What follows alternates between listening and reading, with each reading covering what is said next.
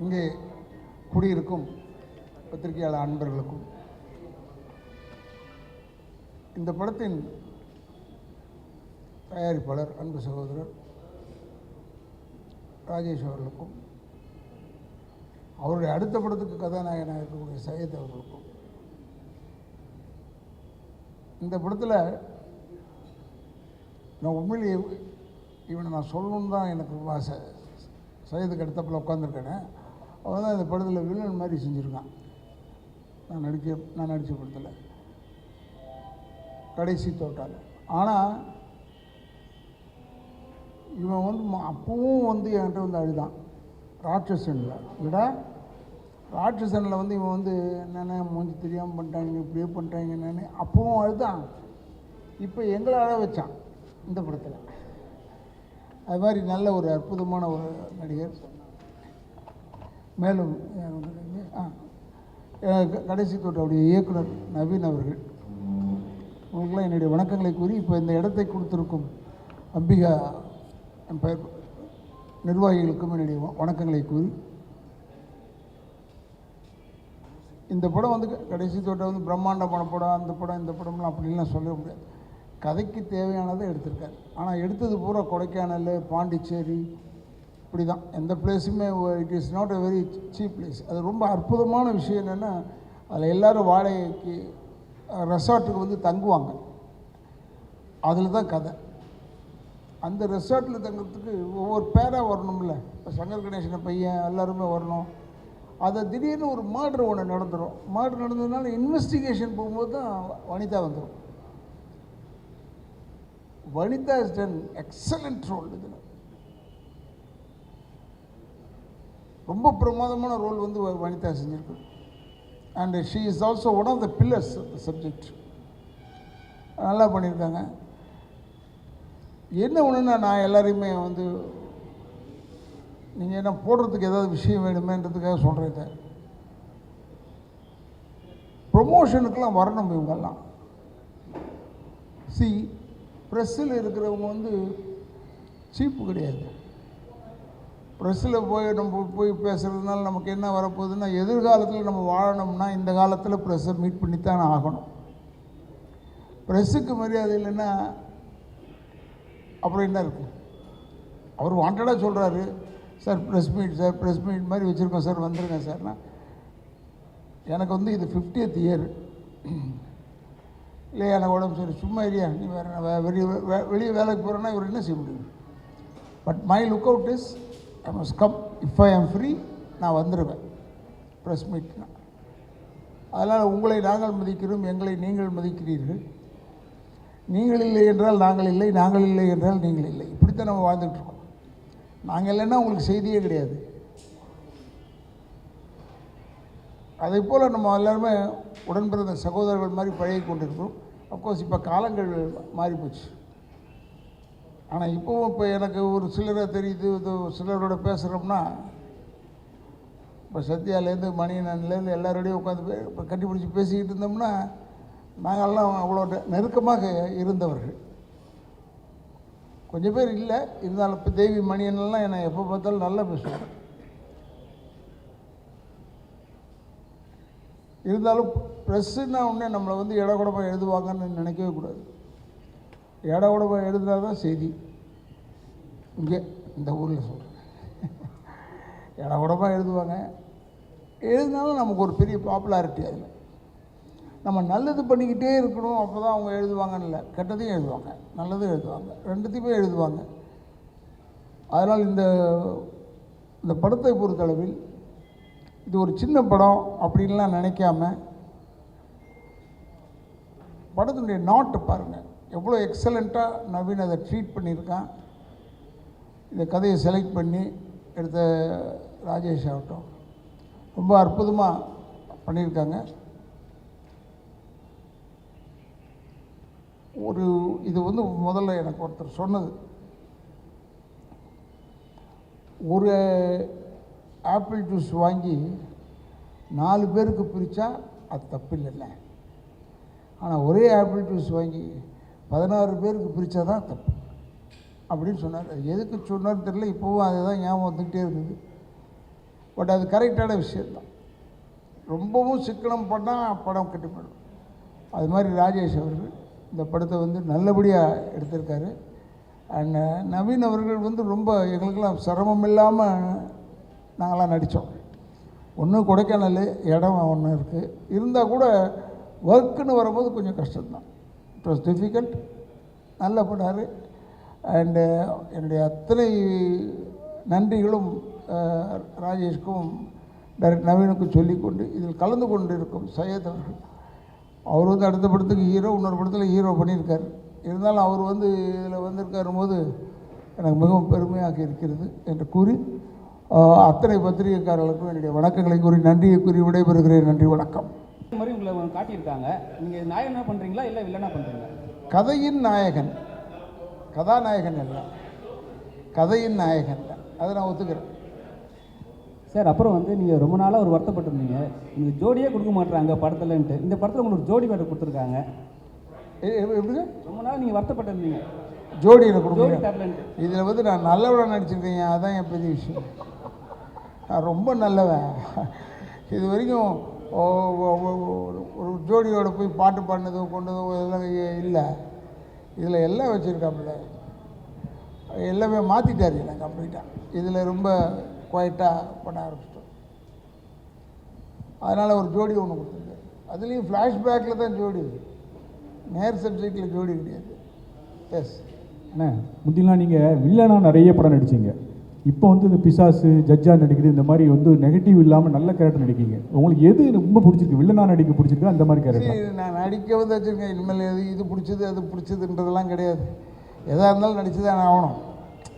ஏன்னா நடிகராக வந்துட்டோம். வரும்போது இப்போ இவர் சொல்கிறார் கதாநாயகன், எனக்கே ஆச்சரியமாக இருக்குது. நான் படம் பார்த்தேன், கதாநாயகனில் கதையின் கரு எங்களுக்கு எங்கள் சைடில் மாட்டிக்கிச்சு. அதுக்கேற்ற மாதிரி எடுத்திருக்காரு. அதனால் இவ்வளோ நாள் வில்லனாக பண்ணீங்களே, இப்போ நீங்கள் கதாநாயகனாக பண்ணியிருக்கீங்களேன்னு யாரும் கேட்க முடியாது. ஏன்னா இது இவர் செஞ்ச தப்பு, சாமிநாதன் செஞ்ச தப்பு. சும்மா எப்போ பார்த்தாலும் கதாநாயகன் கதாநாயகன் கதாநாயகன். நான் சொன்னேன் இப்போ கூட, கதாநாயகன் one of the main characters, அவ்வளோதான். நல்லா இருக்குது அதில். வனிதா விஜயகுமார் பிரமாதமாக செஞ்சுருக்காங்க. பட் இருந்தாலும் நீங்கள் சொல்கிறதுல வந்து ஒரு பெரிய சமாச்சாரம் இருக்குது. எப்படின்னா எனக்கு பொம்பளைகளை கொடுத்துட்டாங்கன்னா இதுதான் செய்வாங்க, ரேப் பண்ணுறோம். நல்ல கண்ணிலே பார்க்க முடியாது. நான் கெட்ட கண்ணில் தான் எவ்வளோ நாள் பார்த்துட்டு இருந்தோம். இப்போ கொஞ்சம் நல்ல கண்ணில் பார்க்க ஆரம்பிச்சிட்டோம். உங்களுடைய 50வது இயர், இந்த படத்துக்கு பேர் கடைசி போட்டால், அதாவது முடிய போகுது அப்படின்ற அர்த்தம். இதை எப்படி நீங்கள் பார்க்குறீங்க? அதெல்லாம் நான் பார்க்குறதே இல்லை. நான் பார்க்குறதே இல்லை.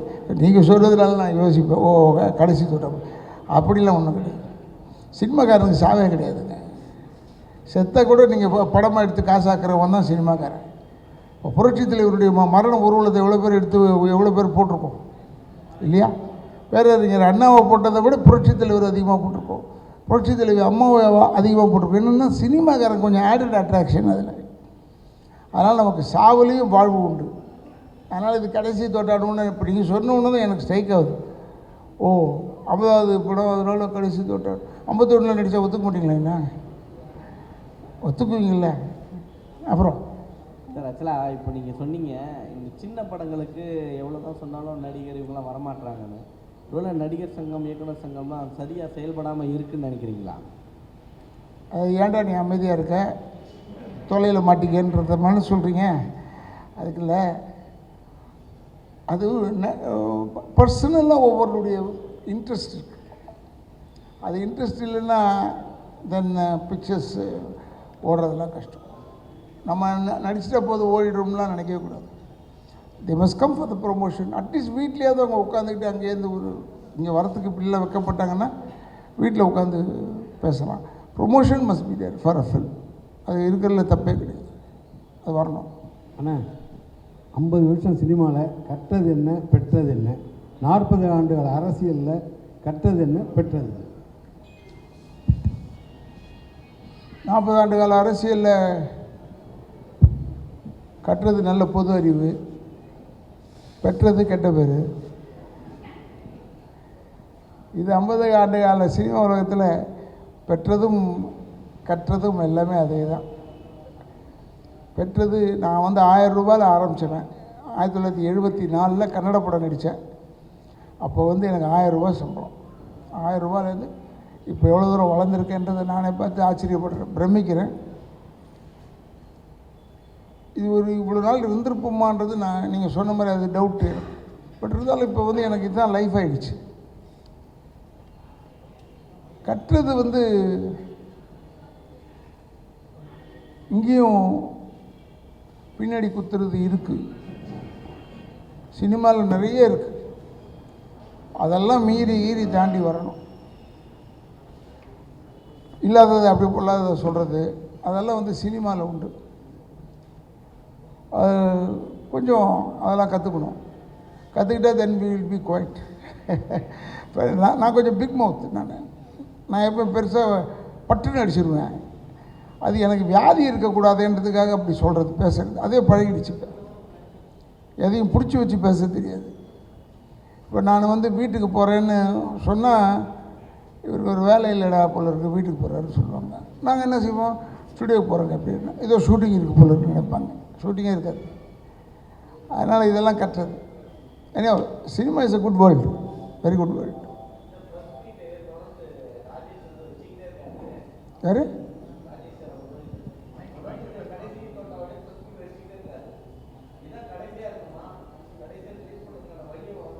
அடுத்த படம் ஆரம்பிச்சிட்டாரு. அதெல்லாம் இவருக்கு பழகிடுச்சுங்க. கொஞ்சம் லேட்டாக ரிலீஸ் ஆனால் பரவாயில்லன்னு சொல்லுவார். ஏன்னா பெரிய பெரிய ஆர்டிஸ்ட்டை போட்டு படம் லேட்டு தானே.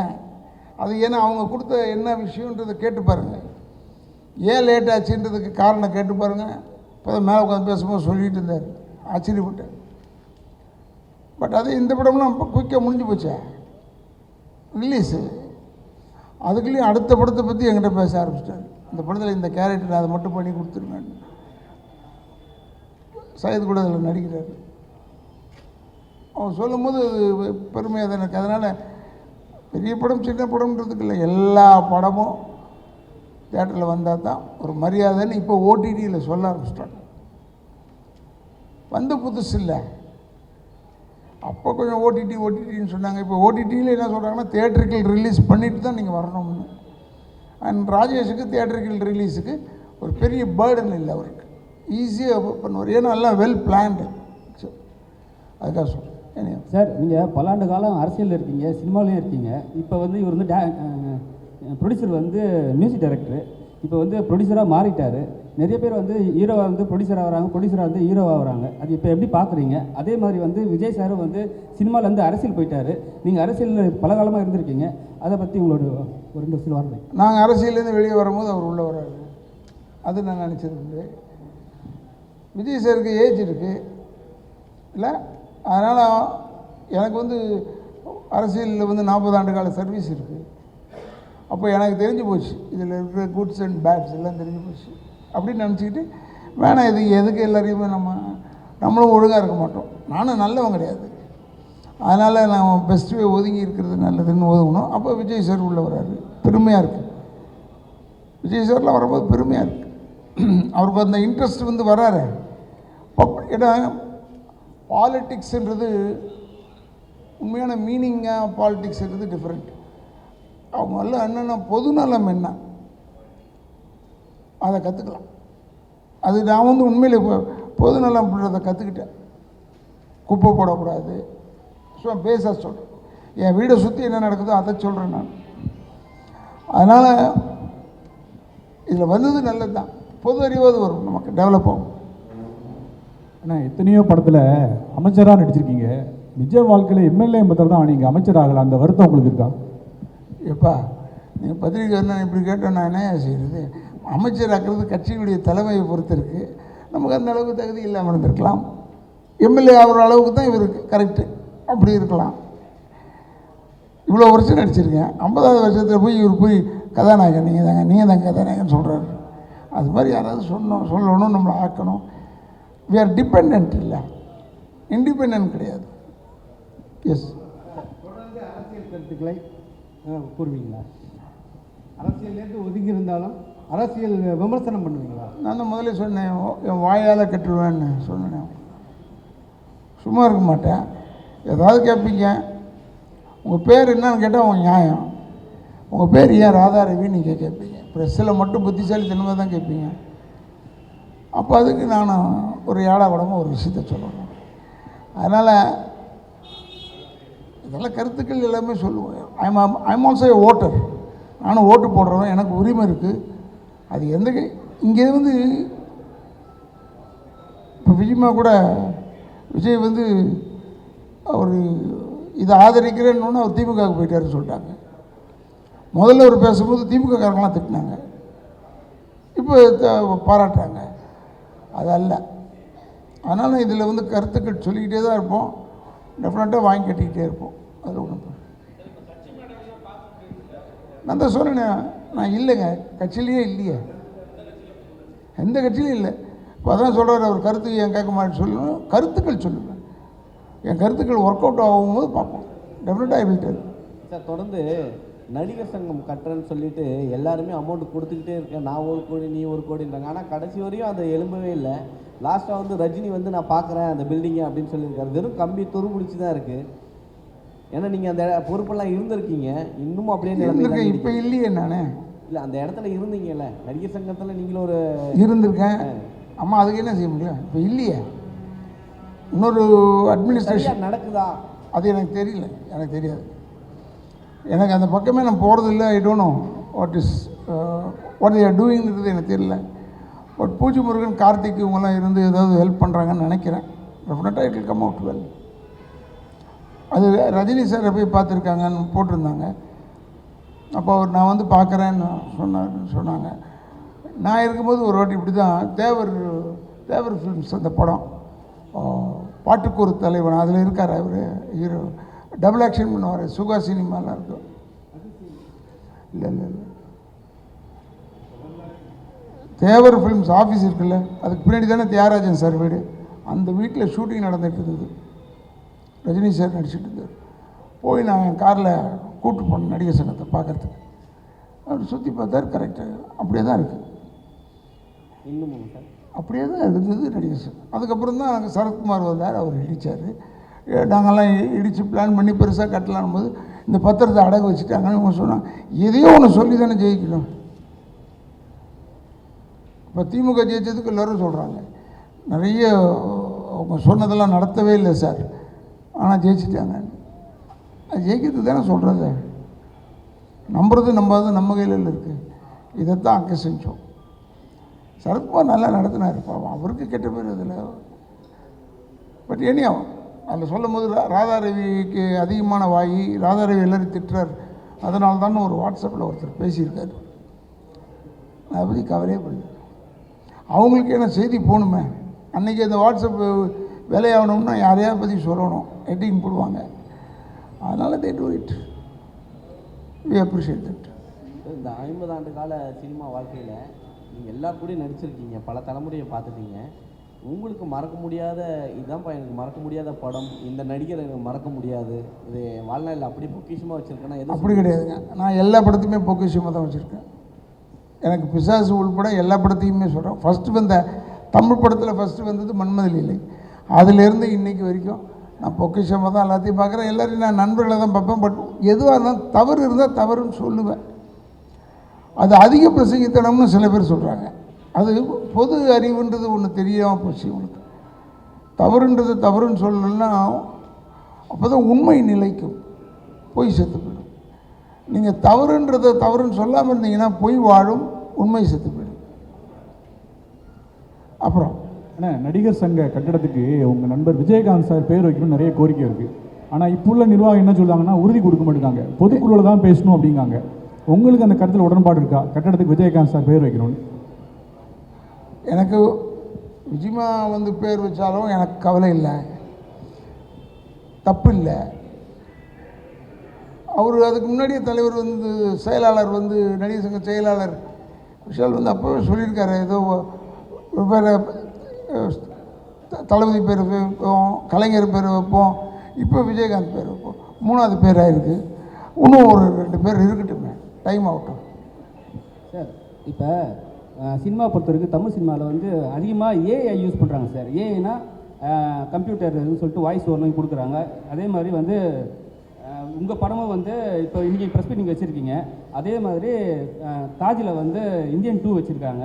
ஸோ 2 பேருக்கும் ஏதாவது ஒரு கிளாஷ் உண்டா? அதனால தான் வச்சுங்க உடனே. ஐயோ இந்தியன் 2 எவ்வளோ பெரிய படம், நம்மது என்னங்க புஷ்காண்டு படம். அவர் வந்து இப்போ ப்ரெஸ் மீட் வைக்கிறாங்களா, அதுதான் எங்கள் மொத்த படம். அதனால் நீங்கள் அதையும் இதையும் கம்பேர் பண்ணணும். தட் இஸ் அவங்களாம் கட்டி முடித்த கோபுரம், நாங்கள் குவிந்து கிடக்கும் செங்கல். அப்புறம் ஏஐ இப்போ வந்து வாய்ஸ் ஓவரில் மாற்றுறாங்க. ஒருத்தர் இறந்துட்டாங்கன்னா இப்போ வந்து சினிமாவிலே அதேமாதிரி மாற்றுறாங்க, ஒரு கிராஃபிக்ஸும் பண்ணுறாங்க. அதை நீங்கள் எப்படி பார்க்குறீங்க இந்த 50 வருஷம்? நல்லதாங்க, அது நல்லதான்.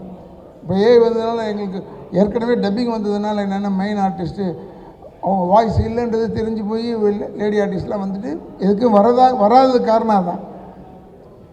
நம்ம வாய்ஸுக்கு போய் வேறு வாய்ஸ் யூஸ்.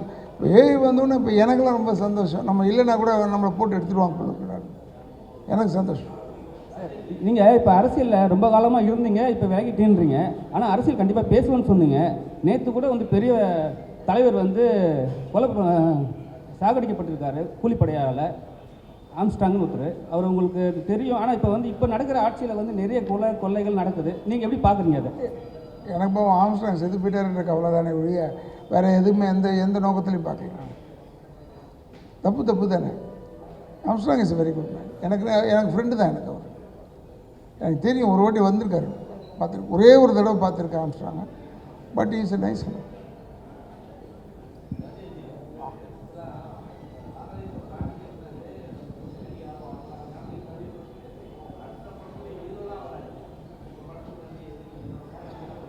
நான் அதை பற்றி கவலைப்படுறதில்லை. லாஸ் எனக்கு இல்லை. ஏன்னா நான் படம் எப்படி எடுக்கிறேன்னா அந்த படத்தோட கதையை நம்பி தான் படம் எடுத்துட்டுருக்கேன்.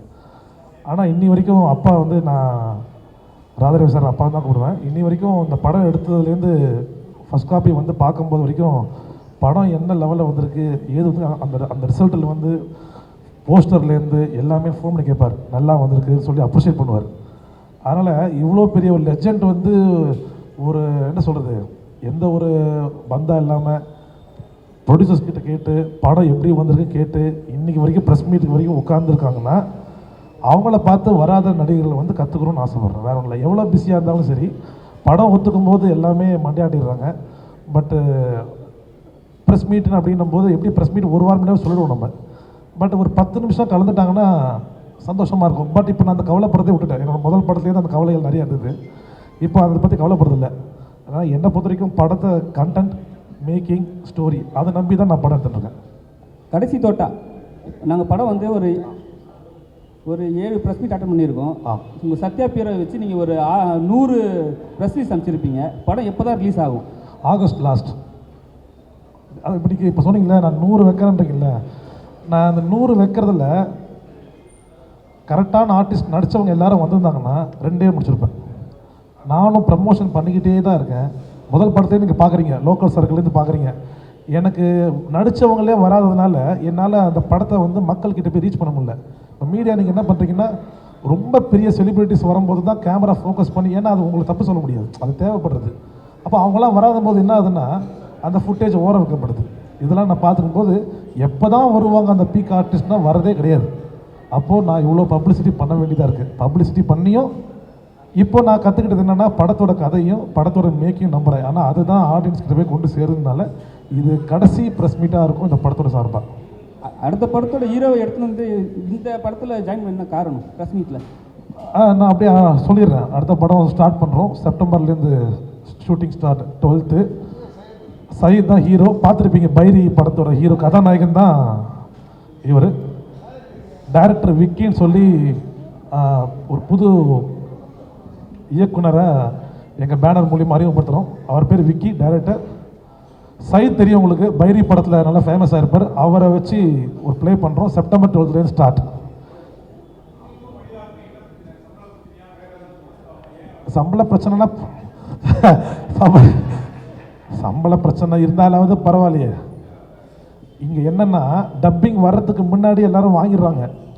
வாங்கிட்டு ப்ரெஸ் மீட்டுன்னு வரும்போது அதுக்கு தனியாக காசு கேட்குறதா சில காதுகளில் வருது. பட் அது உண்மையாக பொய்யான்னு எனக்கு தெரியாது. ஆனால் நடித்த படத்துக்கே வர மாட்டேன்றாங்களே. இல்லை இல்லை, அவங்க வந்து நிறைய ப்ரெஸ் மீட்லேயும் சொல்லியிருக்காங்க, இப்போ எல்லாத்துலேயும் சொல்லியிருக்காங்க. என்னை வந்து ப்ரமோஷன் கூப்பிட்டா நான் வருவேன் கண்டிப்பாக, எனக்கு டைம் இருந்தால் சொல்லியிருக்காங்க. ஆனால் நீங்கள் வந்து தப்பாக ப்ரொடெக்ட் பண்ணுற மாதிரி இருக்கு. பரவாயில்ல சார், நான் வந்து கிட்டத்தட்ட இந்த ஃபோன் காலில் காட்டுறேன், கிட்ட 10-15 தடவை இந்த ஒரு வாரத்தில் பண்ணியிருக்கேன் சார். ஃபோன் எடுக்கிறதே இல்லை. என்னை சார்ந்த டேரக்டரும் ஃபோன் பண்ணியிருக்காரு, ஃபோனுக்கு ரெஸ்பான்சிபிலிட்டி இல்லை. நாங்கள் என்ன பண்ண சொல்கிறீங்க? இப்போ அவங்க வந்தால் தான் அப்படின்னும் போது எங்களுக்கு வந்து கிடையாது. அதான் சொன்னேன், நான் அந்த மென்டாலிட்டியை மாற்றிக்கிட்டேன். என்னோட படம் நல்ல படமாக எடுக்க வேண்டிய பொறுப்பு. அப்போ அப்பா சொன்னார்ல, மேடம் வந்திருந்தாங்கன்னா எங்களுக்கு மைலேஜ், அந்த மைலேஜ் அவங்க கொடுத்துருந்தாங்கன்னா சப்போஸ், ஏன்னா அவங்க இன்னும் படம் பார்க்கல, மேபி பார்த்துருந்தாங்கன்னா கண்டிப்பாக அவங்க வந்து ஒரு தானாகவே முன்னிருந்து வருவாங்க. ஏன்னா அவங்க எப்படி எடுத்துட்டு இருக்காங்கன்னு தெரியாது. இப்போ அப்பா சொன்னாலே முக்கியமான ரோல் ப்ளே பண்ணிருக்காங்க வனிதா. இது வரைக்கும் அவங்க ஹிஸ்ட்ரியில் இந்த மாதிரி ஒரு ப்ளே பண்ணுவாங்களா அப்படின்றது ஒரு சேலஞ்சிங்கான விஷயம் தான். பட் கூப்பிட்டோம், ஃபோன் பிக் பண்ணல. ஸோ ஒரு வேளை எந்த பிஸியாக இருக்கலாம், அதை நான் தப்பாக சொல்ல முடியாது. பட் இருந்தாலும் ஒரு மெசேஜாக கேட்டிருந்தாங்கன்னா, இன்னைக்கு வந்திருந்தாங்கன்னா எங்களுக்கு ஒரு மைலேஜ் கிடச்சிருக்கும். அப்பா சொன்னாப்புல அந்த மைலேஜ் இல்லாதனால தான் ப்ரெஸ் மீட் ஏறிக்கிட்டு இருக்கு. தெரியுதா உங்களுக்கு? அந்த மைலேஜுக்காக தான் அவங்க காசு கேட்குறாங்கன்னு சொல்கிறீங்களா? நான் அப்படி சொல்லலை, எனக்கு வந்த நியூஸ் அது உண்மையாக போய் இல்லைன்னு சொன்னேன். ஆமாம், அது உண்மையா இல்லையான்றது எனக்கு தெரியல. பட் நான் அப்படி சொல்லலை. காதலை வந்தது அது பொய்யா கூட இருக்கலாம். நான் எப்போதுமே என்கிட்ட வர வரைக்கும் அது உண்மையாக பொய்யான்றது வச்சுருப்பேன். பட் அதனால் அவங்க வரல. சரி, அவங்க வந்திருந்தாங்கன்னா எனக்கு ஒரு மைலேஜ் கிடச்சிருக்கும். நான் பூஸ்ட் பண்ணுறதை கம்மி பண்ணிப்பேன். இப்போ நான் பூஸ்ட் பண்ண வேண்டியதே இருக்கு. இப்போ நீங்கள் கேட்டீங்களா 100 வைக்கிறேன்னீங்களே, 100 ஒன்றாக்க முடியும் எல்லாரும் வந்துட்டாங்கன்னா. அது எல்லாரும் ஆக்ட்ரஸும் வந்து ஒத்துழைப்பு கொடுத்தா சந்தோஷமாக இருக்கும்.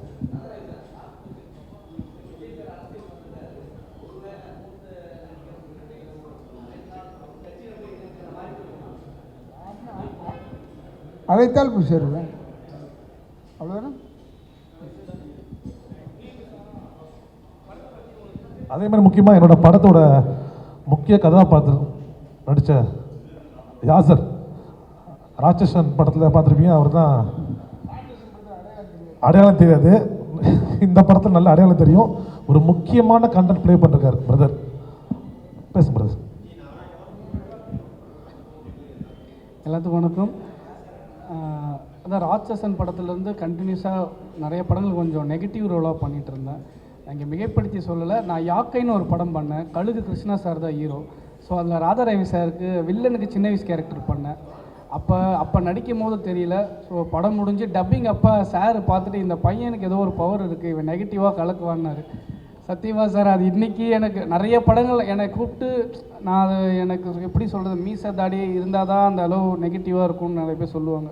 பட் நமக்கு எனக்கு எதுவுமே இல்லை, சின்ன பையன் மாதிரி இருக்கேன். இது இந்த கேரக்டர் நெகட்டிவாக பண்ணி ரீச் ஆகுமான்னு பார்க்கும்போது ஸோ அவங்க சொன்ன வார்த்தைகள் தான், அதுதான் இந்த அளவுக்கு நிறைய பேருக்கு நிறைய நெகட்டிவ் கேரக்டர் பண்ணி நல்லா ரீச் ஆச்சு. ஸோ சின்ன பசங்களாம் பார்த்து பயப்படுவாங்க உங்கள் கேரக்டரை பார்த்தா அப்படி சொல்லும்போது. ஸோ இதுதான் நம்ம உண்மையாக ஹார்ட் ஒர்க் பண்ணியிருக்கோம் அப்படின்னு. ஸோ இதுலேயே அதே தான் ராஜேஷ் சார் கூப்பிட்டு இந்த கதை சொன்னாங்க, இது ரொம்ப நல்லா இருந்துச்சு. ஸோ எனக்கு என்னென்னா ராதாரவி சார் கூட பண்ணுறது ஸோ எனக்கு இன்னும் ரொம்ப பிடிச்சிருந்துச்சி. ஸோ அவர் கூட பண்ணதுனால படமும் நல்லா வந்திருக்கு. நவீன் அவங்க தான் டைரக்டரு. ஸோ நல்ல படம், கண்டிப்பாக இது நல்லா பேசப்படும் கண்டிப்பாக. தேங்க்யூ.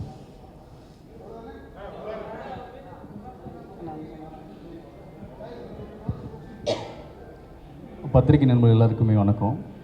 ரொம்ப சந்தோஷமாக இருக்குது இந்த மாதிரி ஒரு தருணத்தில் என்னோடய 2வது படத்தோட அறிவிப்பு ஐயா முன்னாடி கொடுக்குறதுங்கிறது ரொம்ப சந்தோஷம் எனக்கு. பைரிக்கு வந்து நிறைய சப்போர்ட் பண்ணியிருந்தீங்க. ஸோ மீடியா நண்பர்கள் நிறைய பேர் வந்து பயங்கர பாசிட்டிவான கமெண்ட்ஸ் கொடுத்துருந்தீங்க, நல்ல ரிவ்யூ கொடுத்துருந்தீங்க. ஸோ அது எல்லாத்துக்குமே இந்த மேடையில் இருந்து நன்றி சொல்லிக்கிறேன். ஸோ கண்டிப்பாக அடுத்த பண்ணுற படம் விக்கி டைரக்ட் பண்ணுறாரு. ஸோ ராஜேஷ் சார் தான் ப்ரொடியூஸ் பண்ணுறாங்க, ஐயாவும் நடிக்கிறாங்க அதில். ஸோ அந்த படமும் கண்டிப்பாக உங்களுக்கு என்னோட சப்போர்ட், உங்களோட சப்போர்ட் எனக்கு வேணும். இன்னும் பெரிய இடங்களுக்கு எங்களை கொண்டு போய் சேர்க்கணுங்கிறது அவங்க எல்லாத்துக்கும் நான் கேட்டுக்கிறேன். ஸோ கடைசி தோட்டா மிகப்பெரிய வெற்றி பெற எங்களுக்கு ரொம்ப சந்தோஷம். வெற்றி பெறுங்கிறது பெரிய கான்ஃபிடென்ட் இருக்குது எங்களுக்கு. நன்றி.